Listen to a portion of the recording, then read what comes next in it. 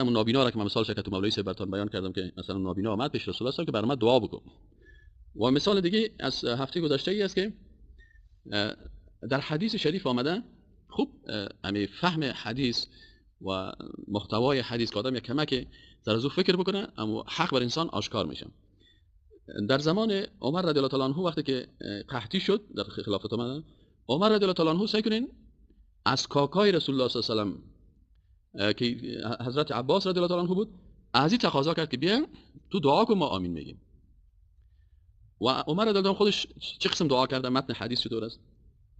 عمر رضی الله تعالی عنه گفته که اللهم انا كنا نتوسل الیک بنبینا، پروردگارا ما در سابق که رسول الله صلی الله علیه و زنده بود ما توسل میکردیم به دعایی که پیغمبر ما، یعنی وقتی که رسول الله صلی الله علیه و زنده بود در وقت زندگیش رسول الله صلی الله علیه و دعا میکرد، بالاخره ما میرفتیم به رسول الله صلی الله علیه و برای ما دعا بکن، ما توسل به دعای رسول الله صلی الله علیه و میکردیم در وقتی که رسول الله صلی الله علیه و زنده بود. خب اللهم ای پروردگارا انا كنا نتوسل الیک بنبینا و انا نتوسل الیک بعم نبینا فاسقنا، باز میگه آل ما پروردگارا توسل میکنیم به کاکای پیغمبر ما که عباس رضی الله تعالی عنه است، پروردگارا بر ما باران نازل کن.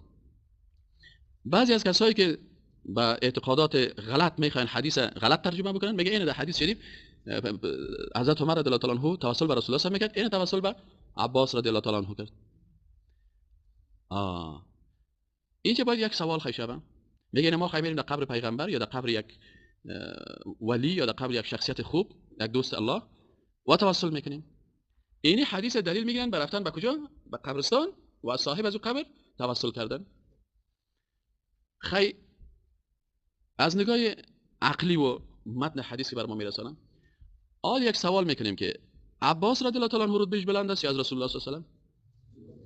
جزاکم الله خیر. در هیچ کس اختلاف نداره که رتبه رسول الله صلی الله علیه و آله او پیغمبر بود، او پیغمبر اولوالعزم بود و عباس اگرچه کاکای رسول الله بود و یک صحابی بود و رتبه پیغمبر از صحابی که بلند است. پس چرا عمر رضی الله تعالی عنه عباس خواست؟ اینجا سوال پیدا میشه. چرا حضرت عباس خواست؟ چرا نرفتن به قبر پیغمبر سم برش میگفتن که این ما در زندگی رسول الله صلی الله علیه و به رسول الله صلی الله علیه و توسل میکردیم، حالا در قبرش میریم خلاص دیگه چی ضرورت است به عباس بریم؟ آنچه که یا استنباط میکنه او عقیده عمر رضی الله تعالی عنه نبود. عقیده عمر رضی الله تعالی عنه و عقیده صحابه کرام مهاجرین انصار ای بود که وقتی که رسول الله صلی الله علیه و زنده بود او برشان دعا میکرد و یا توسل میکردن به دعای رسول الله صلی الله علیه و آل رسول الله صلی الله علیه و وفات کرده، کی زنده هست؟ عباس زنده هست. پس دلیل برای چی شد؟ برای چی شد که ما پیش قبر بریم یا دلیل شد برای اینکه پیش زنده بریم که زنده دعا بکنه؟ پیش زنده بریم دعا بکنه. چرا اگر توسل به قبر می بود یا نمیرفتن پیش حضرت عباس؟ چرا که رتبه عباس از رسول الله صلی الله علیه و چی است؟ پایین‌تر است. لکن یا چرا پیش عباس رفتن؟ چون رسول الله صلی الله علیه و رحلت کرده بود. حالا کی برشون دعا باید بکنه؟ کسی که زنده هست. و کی زنده هست حالا فعلا؟ عباس رضی الله عنه. و متن حدیث همین قسم است. اللهم خب دقیق شوین. اللهم انا كنا نتوسل الیک بنبینا، پروردگار ما توسل میکردیم به کی؟ به نبی ما که رسول الله صلی الله علیه و آله است. فتسقینا، پس تو باران میکردی. یعنی وقتی که رسول الله صلی الله علیه و آله زنده بود رسول الله دعا میکرد، صحابه کرام هم دعا میکردن، پس به رسول الله صلی الله علیه و آله رسول الله تو دعا بکو و دعا میکرد و باران میشد. پس عمر دلته میگه که پروردگار وقتی که رسول الله صلی الله علیه و آله زنده بود و ما میرفتیم به رسول الله صلی الله علیه و آله میگفتیم که برای ما دعا بکو و دعا میکرد، چی میشد؟ سر ما باران میبارید. و انا نتوسل الیک بعم نبینا، حالا که عمر رضی الله عنه خلیفه هست و رسول الله صلی الله علیه و آله رحلت کرده در خلافت از کی زنده هست؟ از شخصیت‌های با تقوا و خوبی که چیز کنه کاکای رسول الله صلی الله علیه و سلم. پس امروز این به صحابی جلیل قدر که عم دوست کاکای تو است، ما به دعای حزین چی میکنیم؟ فسقنا، پس بالای ما بارانا ببارن. ایناله در این هیچ شکی نیست که توسل با دعای یک شخص صالح از پیغمبر باشه، صحابی باشه، تابعی باشه، تبع تابعی باشه، کدام ولی از اولیاء الله باشه، عالم از علما باشه، متقی از انسانای با تقوا باشه، حافظ قرآن باشه، یک شخصیت باشه، اون خلاص برش میگه من میرم پیش آقای صاحب بریالی برش میگم آقای صاحب برام یک دعا بکن، یک مشکل دارم. یک کسی برام زنگ میزنه میگه استاد من یک مشکل دارم، همین برادرایی که در حلقه درس است براشون بگو که برام دعا بکنن که الله توسط دعای از که شاگردای هستن که در حلقه درس عقیده میشینن و در درس عقیده رحمت الله نازل میشه، سر از اینا رحمت الله هست، برای ما هم دعا بکنن. پس کل ما دست خدا بالا میکنیم برای اون شخص دعا میکنیم، هیچ مشکل نداره. اینمی هم یکی از ابواب توسل به ذوات فاضله هست، لکن به دعای از او در زندگیش و این حدیث دلیل از این هست. قسم سوم که است توسل که یعنی توسل به اطاعت رسول الله صلی الله علیه و آله و اطاعت صحابه و اطاعت تابعین و اطاعت تبع تابعین و اطاعت علما و اطاعت اولیاء الله که مطابق منهج از اونها اطاعت بکنی، این کلش متفقن علیه، هیچ مشکل نیست. قسم دوم توسل به دعای نبی صلی الله علیه و توسل به دعای صحابه کرام، توسل به دعای تابعین و تبع تابعین و دیگه علما و اولیاء الله که زنده باشن، دیگه هیچ مشکل نیست. پس این دو قسم از اقسام توسل به ذوات فاضله هست که دیگه کلی ما موافق هستیم و عقیده است. و این عقیده خود از علماء قرآن عظیم شان و سنت رسول الله صلی الله علیه و عمل کرده صحابه کرام گرفتیم. قسم سوم توسل به این است که قسم دادن و سوال کردن به الله، قسم میدی که خدای من تو را قسم میتونم به ذات پیغمبر، این خطرناک است. سر تو العیاذ بالله پیغمبر حق داره بالای تو، فلانی فلانی حق داره، فلانی ولی حق داره، به حق از او من تو را قسم میتونم و به حق از او سر من رحم بکن و به حق از او چیز کن. این حال تو چطور میتونی حتی مثلا به نام پیغمبر قسم خوردن نمیتونی؟ تو چطور میخیزی الله را به نام پیغمبر چی میکنی؟ قسم میتی. مخلوق قسم دادن نمیتونی، دیگه مخلوقات دیگه تو ذات خالق متعال به قسم میتی. از این خاطر اینی موضوعی است که بعضی از اشخاص میخواین که این میره به حق فلان و به قبر فلان و به مرده فلان، او خو فوت کرده رفته، رابطهش با دنیا قطع شد. اگر رابطهش با دنیا قطع نباشه، اموالی از اولیاء الله چرا نمیخواد جهاد نمیکنه؟ چرا رسول الله صلی الله علیه و اگر زنده هست در دنیا چرا نمیخیزه مثلا رهبریت جهاد به دست خود نمیگه رهبریت جهان اسلامه؟ چون رسول الله صلی الله علیه و بل احیاء عند ربهم یرزقون، اینا زنده هستن پیش پروردگارشان در او عالم، اما رابطهشون با این عالمی که ما زندگی میکنیم رابطه شهید، رابطه کلگی قطع شده است. از این خاطر رسول الله صلی الله علیه و در سن 63 سالگی از این دنیا رحلت کرد به دنیای دیگه، در اونجا رسم میخوره، در جنت هستن، در مقام عالی هستن، اما در این دنیا رابطهش قطع شده. از اون خاطر مردم خیزن به عوض رسول الله صلی الله علیه و خلیفه ابوبکر صدیق گرفتن. این یک چیز واقعی هست و این چیزی که قرآن را تایید میکنه و آدم نباید تو احساساتی برخورد کنه. والله شما پیغمبر میگین مردن. بله پیغمبر کل نفس ذائقه الموت، هر مخلوق صاحب نفس مزه مرگ میچشه، حتی ملائکه، حتی تا جبرئیل و میکائیل. کل شیء هالک الا وجهه، کلگی هلاک میشن به غیر از خالق متعال.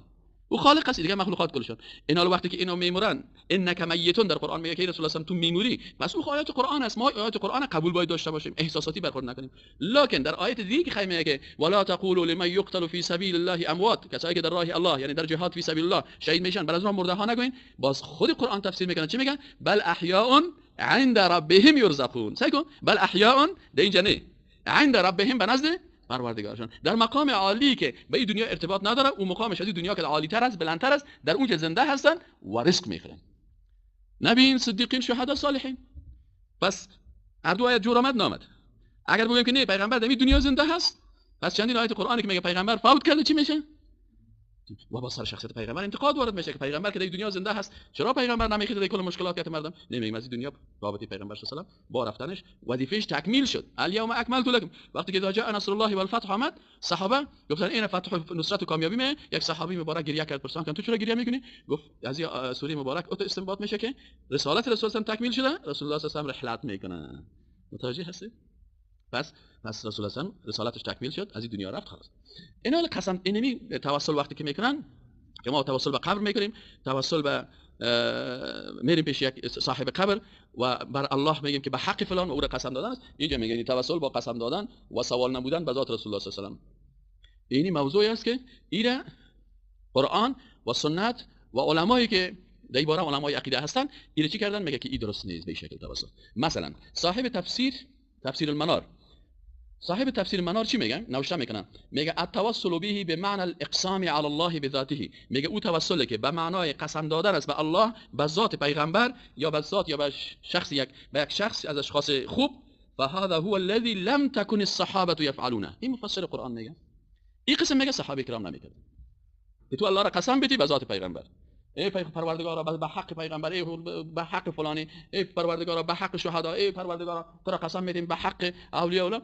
این عالم چی میگن؟ میگه التوسل به بمعنى الاقسام به علی الله بذاته، فهذا میگه این هو الذي او توسل است که لم تكن الصحابه يفعلونه، که این صحابه کرام نمیکردن. فی الاستسقاء و نحوه، در استسقاء طلب باران و در امثالش، لا فی حیاته ولا بعد مماته. نه همین کلماته که قسم بدن الله را به ذات از اون، نه زندگی پیغمبری کار میکردن صحابه کرام و نه هم بعد از مرگش. لا عند قبره ولا غیر قبره، نه در نزد قبرش کار کردن و نه در دورتر از قبرش کدام جای دیگه. ولا يعرف هذا في شيء من الادعيه المشهوره بينهم، میگه در بین دعاهایی که از صحابه کرام مشهور است ات یک چیز نامده. خب و انما ينقل، خیلی صاحب تفسیر المنار چی میگه؟ میگه و انما ينقل شيء من ذلك، میگه بله بعضی از این چیزا نقل شده فی احادیث ضعیفه، در احادیث ضعیف.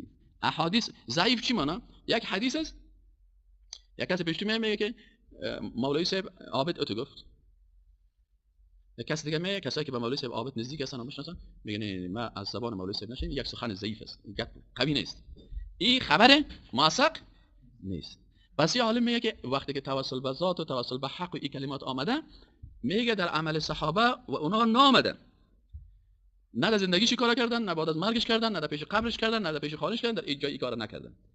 اما میگه خیلی از کجا پیدا شد؟ میگه این نقل شده فی من ذلك فی احادیث ضعیفه مرفوعه و موقوفه، میگه در بعض احادیث ضعیفه که به پیغمبر صلی الله علیه و نسبت داده شده یا به صحابه چیزا، او عمن لیس قوله حجه، یا میگه از کسای نقل شده که سخنای از اونها سند شده نمیتونه. کتابایی که سند میتن، میگه در یک کتابی مثلا دویدن شاگردان در باغ میدان، دویدن شاگردان در باغ میدان، از این کتاب تو حدیث نقل میکنی؟ تنبیه الغافلین، تثقیف العالمین، در الترکایی، کلمات جور کردن، سیف المقلدین، نه سیف المقلدین، نه کتابا، نه چیزی است. اگر تو مثلا امی قول میگی ما این موضوع عقیدتی است، موضوع عقیدتی توقیفی است، وقتی که توقیف است آنچه که در قرآن و سنت آمده بر ما بگو در آیت نمبر چندی قرآن عظیم الشان سوره فلانی آیت چند، بگو در حدیث صحیح بخاری نمبر قدر، بگو در حدیث صحیح مسلم در این شمارش، بگو که حدیث ابو داوود این حدیث و این تصحیح کرده و گفته حدیث صحیح فلان فلان فلان عالم.